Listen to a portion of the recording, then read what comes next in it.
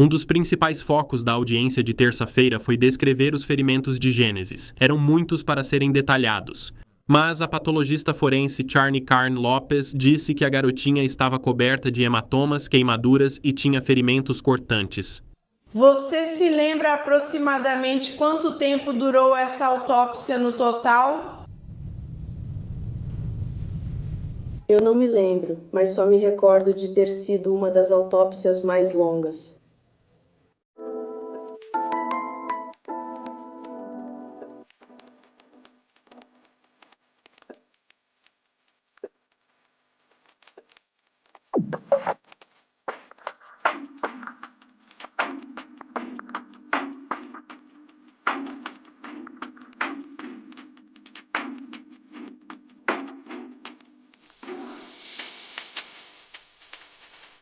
Bem-vinda ou bem-vindo de volta e obrigada por estar aqui. Eu sou a Cassie e este é Um Mundo Cruel. A história que eu tenho para vocês hoje é sobre uma garotinha de 8 anos que foi encontrada morta dentro da banheira de um motel. E ficou claro para as autoridades que ela havia sofrido por semanas antes de morrer. Esta é a história de Gênesis Mata.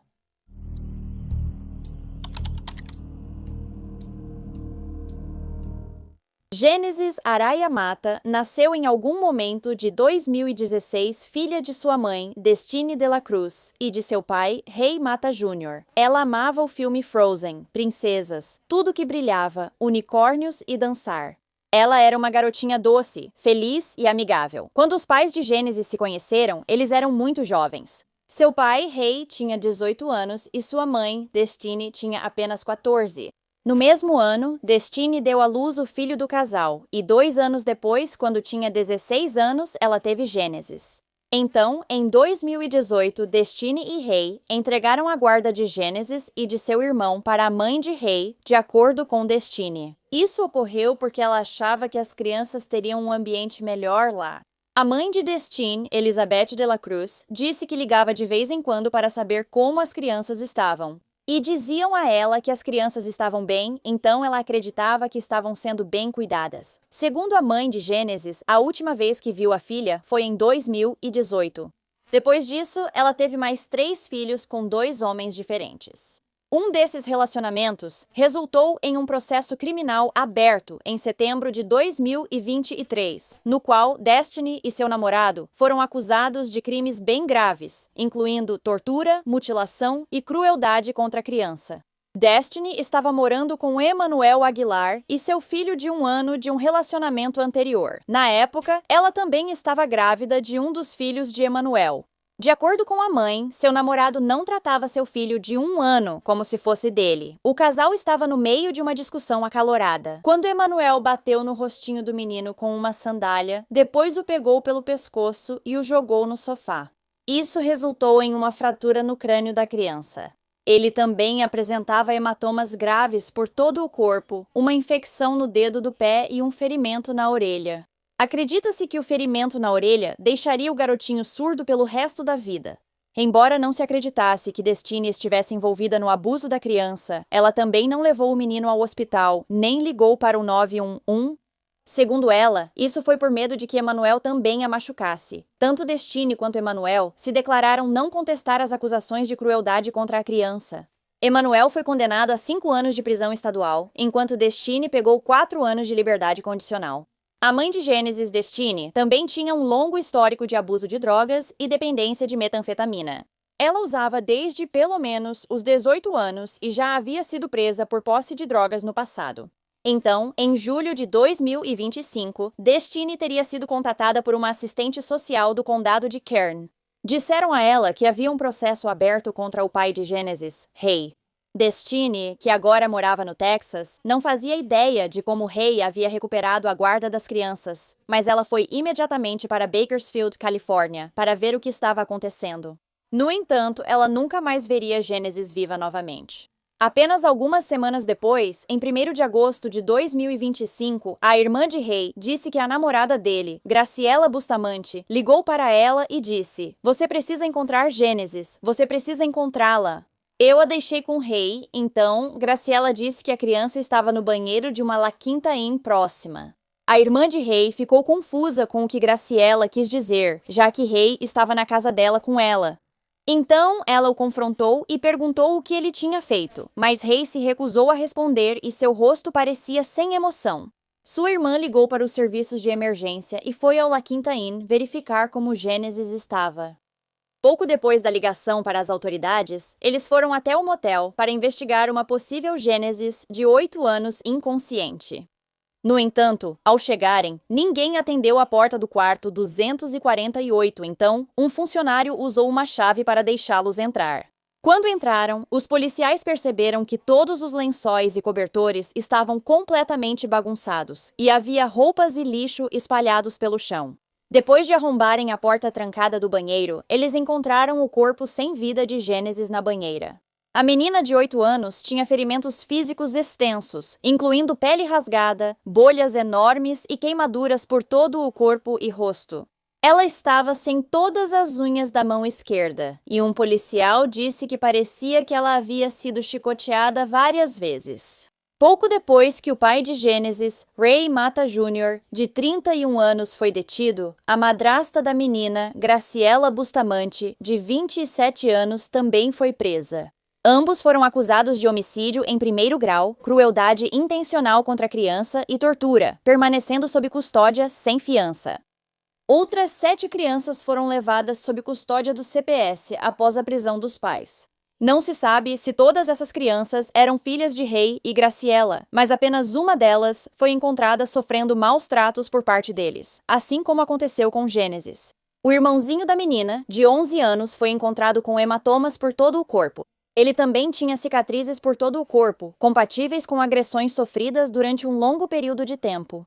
Além disso, havia queimaduras de cigarro e uma queimadura de isqueiro em seu corpo devido a esses ferimentos. Ray e Graciela também foram acusados de tortura e crueldade contra uma criança quando foram levados para interrogatório. O pai e a madrasta de Gênesis admitiram à polícia que estavam envolvidos em seu abuso e morte subsequente, de acordo com Graciela. A menina de 8 anos morreu em 1º de agosto, quase 24 horas inteiras antes de o 911 ser chamado. Ela então contou à polícia que Ray era uma pessoa abusiva, tanto física quanto verbalmente, e que ele vinha batendo em seus filhos há anos. A madrasta disse que Gênesis e seu irmão de 11 anos eram frequentemente agredidos com cabides e fios. Graciela afirmou que, em várias ocasiões, viu Ray bater nas crianças tão severamente que as costas delas sangravam muito. O motivo pelo qual o Serviço de Proteção à Criança tinha um caso aberto contra a família era porque o irmão de Gênesis havia faltado à escola por vários dias. E quando ele comparecia à escola, estava com hematomas por todo o corpo. No dia em que Gênesis morreu, Graciela disse que testemunhou Ray socando e sufocando sua filha, mas nunca ligou para o 911. Ela disse que, se fosse seu filho biológico, ela teria interferido. Bonito, muito bonito. Graciela também admitiu que ajudou o namorado a torturar Gênesis, esquentando água no micro-ondas e depois derramando sobre o corpo e a cabeça dela. Ela disse que o motivo pelo qual as unhas da menina de 8 anos estavam faltando era porque o casal, de propósito, prendeu os dedos dela entre a porta e o batente. Algo que Graciela afirmou ser um castigo por Gênesis tê-la agredido. Quando o pai da menina, Ray, foi entrevistado, ele disse que Graciela estava cansada de bater em sua filha, que frequentemente se comportava mal. Então eles passaram a formas de punição mais severas. Ele afirmou que, tanto no dia 31 de julho quanto no dia 1º de agosto, sua namorada havia derramado água fervente nas costas, nádegas e cabeça de Gênesis. Ao mesmo tempo, Graciela disse para a garotinha: "Você vai me obedecer depois disso." Ray afirmou que, após o ataque, ele ficou chateado com sua namorada porque a pele de Gênesis começou a descascar e a formar bolhas. Ray admitiu que tinha batido em seus filhos e que era responsável por grande parte dos ferimentos deles. No entanto, ele não tinha nada a ver com a questão das unhas. Isso foi tudo Graciela. No entanto, ele cortou o cabelo da filha recentemente porque, supostamente, ela teve uma infestação de piolhos por um tempo. O pai tentou colocar a culpa pela morte de Gênesis em sua namorada Graciela, dizendo que sempre que ela disciplinava sua filha, ela sempre exagerava. Então, Ray insistiu que tentou ajudar Gênesis, mas isso só irritou ainda mais sua namorada. Depois que a menina de 8 anos ficou inconsciente por ter sido espancada e por terem jogado água quente em todo o seu corpo, Ray acreditava que ela estava apenas em coma, então ele a colocou na banheira para, citando, deixá-la dormir até passar. A partir daí, ele e Graciela começaram a brigar, e Graciela mandou uma mensagem para uma amiga dizendo que Ray a tinha estrangulado de qualquer jeito. O casal então foi ficar juntos em outro motel próximo. Eventualmente, Ray acabou contando aos investigadores toda a verdade sobre o que aconteceu com Gênesis. Ele admitiu ter socado a filha no estômago várias vezes até ela perder a consciência e depois morrer. O pai disse que não tinha intenção de fazer isso. Foi só por desespero. Foi porque as crianças não estavam obedecendo a ele. Os investigadores do Departamento de Polícia de Bakersfield disseram que este é um dos piores casos de abuso infantil que eles já viram. Parece que Gênesis foi torturada por pelo menos 2 semanas antes de sua morte, talvez até mais. Essa também não foi a primeira vez que o pai dela, Ray, teve problemas com a lei. Na verdade, ele estava em liberdade condicional na época da morte da filha. Ele foi preso em maio de 2021, depois de apontar uma arma carregada para alguns carros que passavam. Ray enfrentou mais acusações alguns meses depois, em setembro daquele ano, por manter um local para vender drogas e posse de maconha para venda. Quando Ray não compareceu ao tribunal por essas acusações em 8 de julho de 2025, ele foi mandado de volta para a prisão. Mas o gerente do La Quinta Inn pagou a fiança dele depois que Graciela foi até ele pedir ajuda. O gerente também disse que essa foi a última vez que viu as crianças que moravam com o casal, Gênesis e seu irmão de 11 anos. De acordo com o gerente, a família estava morando lá há pouco mais de 2 meses. Ele estava permitindo que eles morassem lá de graça depois que Ray e Graciela lhe contaram que estavam com dificuldades financeiras e tentando se reerguer. O que me parece um pouco estranho, não só deixá-los ficar lá de graça, mas também pagar a fiança do Ray para tirá-lo da cadeia. Por qual motivo? Só porque ele é um cara muito legal. Eu acho que deve ter mais coisa nessa história. Em outubro de 2025, foi realizada uma audiência preliminar para Ray e Graciela. Durante esse período, uma patologista forense prestou depoimento. E ela disse que a autópsia de Gênesis foi uma das mais longas que já realizou, devido à extensão dos ferimentos dela. Durante a autópsia dela, foi descoberto que a menina de 8 anos também foi submetida a possível abuso sexual crônico. Mais informações foram reveladas através do depoimento de um detetive sobre uma entrevista que ele teve com o irmão de 11 anos de Gênesis. O garotinho contou aos policiais que estava morando no hotel La Quinta com Gênesis, sua madrasta, seu pai e o irmãozinho de 3 anos. Ele disse que durante esse tempo, Gênesis estava sendo maltratada e frequentemente pedia ajuda para ele. Ele, claro, também estava sendo machucado e continuou descrevendo que ele e sua irmã eram espancados, com coisas como um cabo de vassoura quebrado, cabos de carregador, uma chapinha de cabelo, uma lata de tomate e água fervendo. Ele disse que sua madrasta, Graciela, havia jogado água fervendo sobre ele cerca de 60 vezes. Uma dessas vezes, ela jogou 20 xícaras desse líquido escaldante sobre ele. Sempre que parentes os visitavam, Ray empurrava Gênesis para dentro do armário e então amarrava a porta com um cordão ou cabo. O menino continuou contando aos detetives que seu pai e sua madrasta o haviam mandado para morar com a família em McFarland por cerca de 15 dias. Isso foi para escondê-lo dos serviços de proteção à criança, que investigavam o caso, e dar tempo para seus ferimentos cicatrizarem. De acordo com o irmão de Gênesis, ela não estava usando nenhuma roupa nos dias antes de morrer. Ela não tinha mais permissão para usar roupas, e também não conseguia usá-las devido à gravidade dos seus ferimentos. No último dia em que o menino viu Gênesis com vida, 30 de julho, sua tia veio buscar ele e seu irmãozinho de 3 anos, deixando Gênesis para trás. O detetive de homicídios Stephen Glenn testemunhou que examinou várias mensagens de texto entre Bustamante e um contato chamado Meu Marido, que as autoridades acreditam ser Mata, em uma das conversas. Em 26 de julho, Bustamante afirmou que ligou para o departamento de polícia de B e solicitou que Gênesis ficasse com eles. Meu marido concorda, mas pede que Bustamante espere ela se recuperar antes. Vamos apenas continuar, senhora Bustamante. Ei, na segunda-feira ela pode ir. Eu avisei a ela que a gente bate nela todo dia. Também havia várias mensagens sobre uma possível visita do CPS ao La Quinta Inn, e o marido manda mensagem para Bustamante dizendo para J. Doe colocar uma máscara de esqui para esconder os ferimentos dele. Ele se coloca e a Ré Bustamante se coloca juntos naquele quarto, queimando, chicoteando, esmagando dedos. Com tudo isso, o comportamento está feito. O juiz John Brownlee concluiu que havia provas suficientes para prosseguir com todas as acusações para julgamento, um homicídio. O detetive e investigador principal no caso de Gênesis chorou enquanto testemunhava sobre o que foi infligido a Gênesis e ao irmão dela.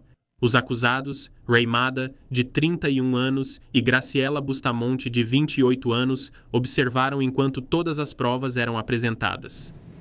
Nós conseguimos isso usando água fervente e um micro-ondas, e batemos nossas mãos lá dentro.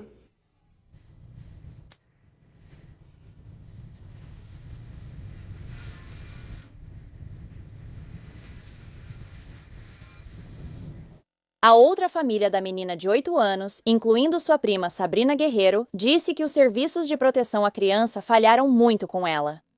Havia vários sinais de que estava ocorrendo abuso na casa, e Sabrina disse que o CPS ignorou isso, apesar de ter sido chamado mais de 20 vezes. Essas são acusações que a mãe de Gênesis, Destiny, também apoia, já que ela entrou com uma ação por morte e lesão injusta no condado de Kern. Muitas pessoas discordam disso, pois ela não fazia parte da vida da filha. No entanto, Destiny afirma que o condado teve várias oportunidades de proteger seus filhos do perigo em que estavam, mas não conseguiu fazer isso. A advogada da família também deve entrar com um processo contra o La Quinta Inn, pois foi dito que vários hóspedes reclamaram de ouvir gritos vindos do quarto.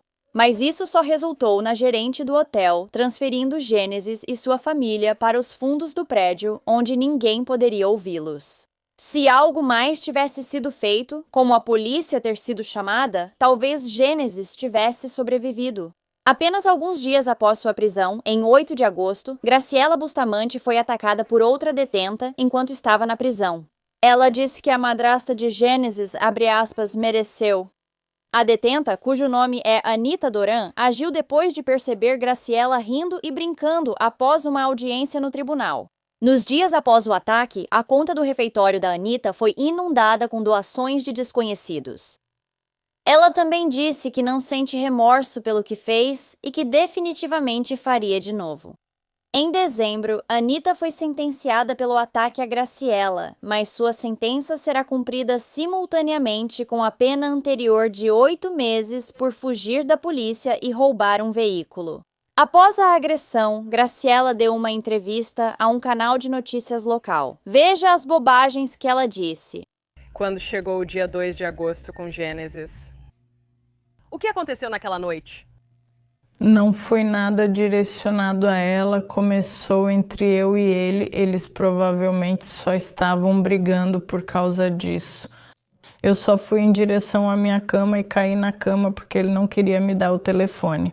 Ele começou a subir em cima de mim, dizendo, porque ele estava gritando em cima de mim, eu estava gritando com ele. E aí eu só peguei meu telefone, peguei meu filho e fui embora. E quanto ao abuso que aconteceu nos últimos anos? Sim, ele sempre batia neles nas costas por qualquer coisinha. Os ferimentos que ela sofreu naquela noite, quando a polícia contou tudo para você, que ela tinha queimaduras e uma mão esmagada. Triste.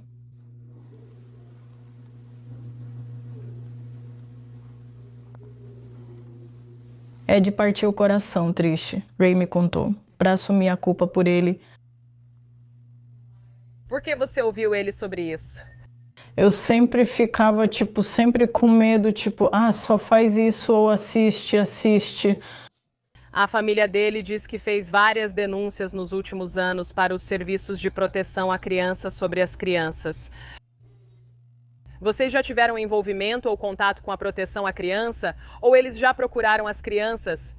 Nunca o pessoal da proteção à criança veio, nem ligaram pra gente, nem por telefone, nada, nunca apareceram. Na noite em que Janet disse que morreu quando Ray te ligou, você a viu antes? Ela estava viva? Sim, eu a vi quando saí do quarto. Ela estava viva. Você a viu depois dele? Eu não a vi mais porque ele me encontrou 3 horas depois. Tipo, 2 horas depois ele apareceu na casa do primo dele na manhã seguinte. Ele disse que ia pegar alguma coisa no quarto e eu falei, tá bom então. Aí ele voltou pro quarto do hotel e eu perguntei, você ligou para sua mãe sobre a Gênesis? Porque ele queria ir embora comigo. E às vezes, tipo, eu só sinto vontade de ficar e conversar com ele. Tipo, eu acho que isso não teria acontecido. Mas eu não sabia que ele ia ficar contra ela nem nada assim. Era só o nosso problema naquela noite. Agora, nós sentamos com Bustamante por cerca de 30 minutos para essa entrevista, momento em que ela contou que, segundo ela, foram anos de manipulação nas mãos de Mata e que o abuso físico só tinha acontecido mais recentemente nos últimos meses. Ela disse que, após a prisão deles, Mata chegou a pedir para ela assumir a culpa pela morte de Gênesis, mesmo ela afirmando que não teve envolvimento nisso. Ela disse que ele falou para ela que, como ela não tinha antecedentes criminais, ela seria solta mais cedo. Os julgamentos de Graciela e Ray estão marcados para começar no final de março de 2025. A família de Gênesis se lembra dela como uma garotinha cheia de vida e com um espírito lindo. O funeral dela foi realizado de forma privada em 29 de agosto de 2025 no cemitério União, em Bakersfield. Um memorial comunitário também foi criado do lado de fora do La Quinta Inn, onde o corpo dela foi encontrado, e desconhecidos deixaram cartões, balões e bichos de pelúcia em memória de Gênesis.